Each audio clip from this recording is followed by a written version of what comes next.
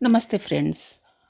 Kitchen के काम और घर के काम जो होते हैं वो कभी ख़त्म ही नहीं होते, लेकिन कुछ सूझबूझ और कुछ ट्रिक्स के साथ अगर हम अपने किचन के काम और घर के काम को करते हैं तो उससे काफ़ी सुविधा हो जाती है और हम अपने लिए जो है काफ़ी समय निकाल सकते हैं और उसमें हम थोड़ा सा आराम कर सकते हैं।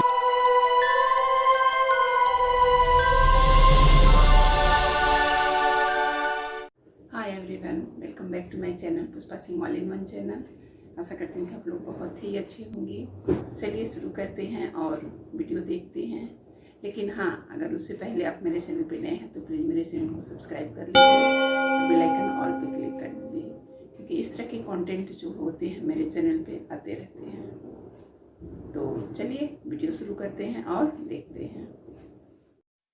पहला जो है, ये हमारे किचन की जो टूटी होती है उसकी काफ़ी समस्या होती है और इसकी धार जो है पतली निकलने लगती है। तो उसमें जो है हम अगर बर्तन धुलते हैं तो उसमें काफ़ी टाइम लग जाता है और हमारे जो किचन के काम हैं, बर्तन हैं, वो काफ़ी डिले हो जाता है। तो उसको हम कैसे अपनी जो नल टोटी है उसको कैसे हम अच्छे से मेंटेन करके रखें और प्लम्बर भी बुलाने की ज़रूरत नहीं पड़े और छोटी सी आइडिया के साथ हम अपने कामों को कर सकते हैं। तो इस तरह से जो उसका स्टील का जो नीचे का रहता है टोटी का, तो उसमें देखिए किस तरह से ये बालू जम जाते हैं और इसी की वजह से जो है पानी कम आने लगता है। तो इसको बस हल्का सा खोलिए और इसको बस साफ़ सफाई कर दीजिए और अच्छे से साफ़ हो जाएगा और ये जो है हमारा पानी जो है वो तेज़ होने लगेगा।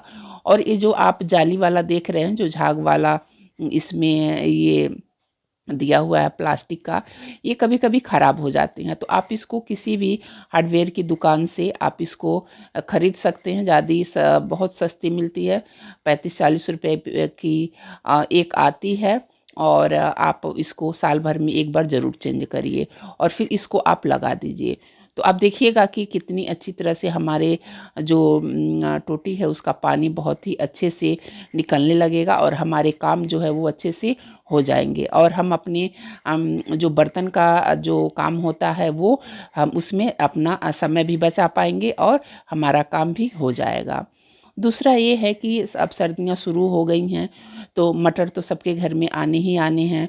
तो इसका सबसे अच्छा उपाय है कि जो भी मटर हम अपने घर में लाते हैं उसको एक बार में ही छील करके और इस तरह से उसको धुल के और किसी टॉवल के ऊपर आप इस तरह से सोख करके आप किसी डब्बे वगैरह में इसको रख सकते हैं। इससे ये होगा कि हमारा हर बार का जो है मटर को छीलना, फिर उसके छिलकों को फिर बाहर फेंकना, तो इससे हमारा जो काफ़ी जो है टाइम बच जाएगा और हम जब चाहें तब इस मटर को यूज कर सकते हैं। और हाँ, लेकिन ये जो मटर है आप अच्छे से ड्राई करके ही किसी कंटेनर में या किसी स्टील के कंटेनर में जो आपके घर पे अवेलेबल है उसको आप इस तरह से कर सकते हैं और उसको अच्छे से ऑर्गेनाइज करके रख सकते हैं। क्योंकि मटर जो है, मटर का सीज़न है तो मटर दोनों टाइम हम अपने किचन में यूज करते हैं और किसी भी जो भी नाश्ता वगैरह बनाते हैं, इसके पराठे बनाते हैं, दाल बनाते हैं, तो हमारा जो है काम ईज़िली हो जाएगा, बस हमें यूज करना है। तो इस तरह से अपने मटर को छील के स्टोर कर सकते हैं और बार-बार जो है छीलने की और फिर उसके छिलकों को इकट्ठा करके फिर फेंकने की ज़रूरत नहीं पड़ेगी। एक ही बार में सारा काम हमारा हो जाएगा और जब भी सब्ज़ी वगैरह में हम अपने यूज कर सकते हैं और हम अपना मनपसंद जो है फूड बना सकते हैं और खा सकते हैं। तो इससे हमारा काफ़ी टाइम बचेगा, क्योंकि मटर छीलने में काफ़ी टाइम लग जाता है। अगर 1-2 किलो मटर छीली जाए तो काफ़ी उसमें टाइम लग जाता है।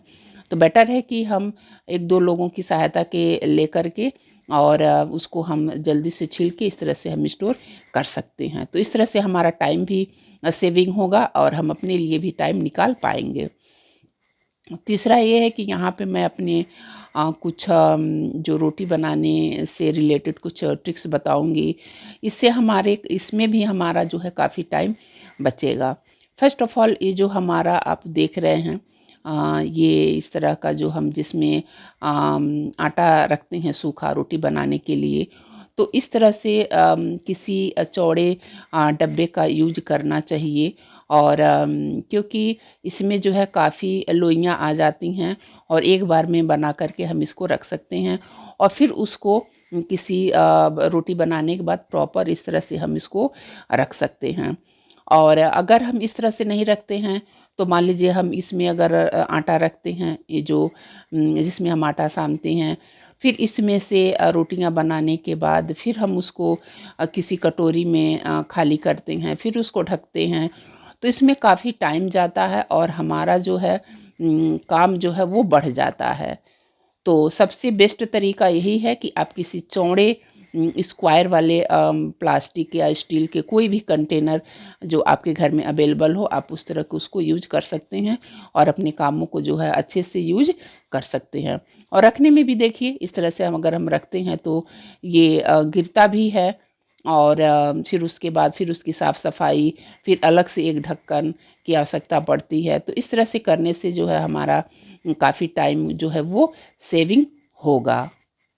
मेरा मतलब है कि निकालना फिर उसको ढकना से ये सब टाइम हमारा बचेगा और सीधे बस हमने उठाना है और रख देना है। और उसके बाद ये अगला है किचन के काउंटर टॉप को लेके मैं थोड़ा सा यहाँ पे कुछ बातें शेयर करूँगी। हमारा किचन काउंटर टॉप जो होता है वो एवरी डे गंदा होता है और एवरी डे जो है हमारे इस पे फूड बनते हैं, सारे काम होते हैं, तो इसका जो है क्लीनिंग करना बहुत ही मोस्ट इम्पॉर्टेंट हो जाता है। क्योंकि हमारा जो किचन होता है वो एकदम हाइजीनिक होना चाहिए और हमारे जो कोई भी इस पे चीज़ें नहीं होनी चाहिए। तो इसका मतलब ये है कि जो हमारा किचन का काउंटर टॉप है उसको हमें दिन में एक बार हल्का सा विम जेल लेके उसमें थोड़ा सा विम जेल डाल के जो आप कपड़े से या किसी भी चीज़ से आप सफाई करते हैं उसको डेली क्लीन करिए। इससे हमारा जो होगा जो चिपचिपी जो काउंटर टॉप भी नहीं होगी और हमारा जो काउंटर टॉप है वो हमेशा क्लीन रहेगा। तो इससे ये होगा कि हमें एक्स्ट्रा एफर्ट डालने की ज़रूरत नहीं पड़ेगी और हमारा जो है इससे काफ़ी टाइम जो है वो सेविंग होगा और हमारी किचन भी अच्छे से ऑर्गेनाइज रहेंगे और हमारा किचन जो है एकदम नीट एंड क्लीन दिखेगा। और उसके बाद ये कपड़ों के विषय में लेके मैं थोड़ा सा बताऊंगी। आजकल कपड़े जो होते हैं काफ़ी डेली निकलते हैं सर्दियों में और हमारा जो काम होता है कि हम कभी कभी होता है स्टैंड पे डाल देते हैं, तो स्टैंड पे ना डाल करके अगर धूप निकली है तो आपके घर में जहाँ भी धूप हो आप वहाँ डालिए कपड़ों को और एक ही दिन में जो है कपड़े वो सूख जाएंगे और हमारा जो है काफ़ी टाइम बचेगा। स्टैंड पे डालने का मतलब ये हो जाता है कि मान लीजिए धूप कभी इधर होते हैं कभी उधर होते हैं, तो ऐसे में हम स्टैंड को बार बार इधर उधर नहीं कर सकते और कपड़े जो हैं 2 दिन 3 दिन सर्दियों में लग जाते हैं कि वो सूख नहीं पाते हैं। तो इसको बार बार बाहर डालना अंदर डालना, तो इससे हमारा काफ़ी टाइम वेस्ट होता है और इस तरह से हमारा टाइम जो है वो बच जाएगा और हमारा जो है काम जो है वो काफ़ी आसान भी हो जाएगा।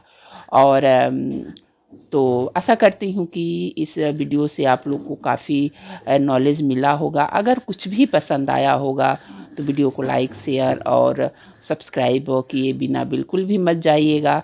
फिर मिलती हूँ मैं अपने अगले वीडियो में, तब तक के लिए bye bye and take care.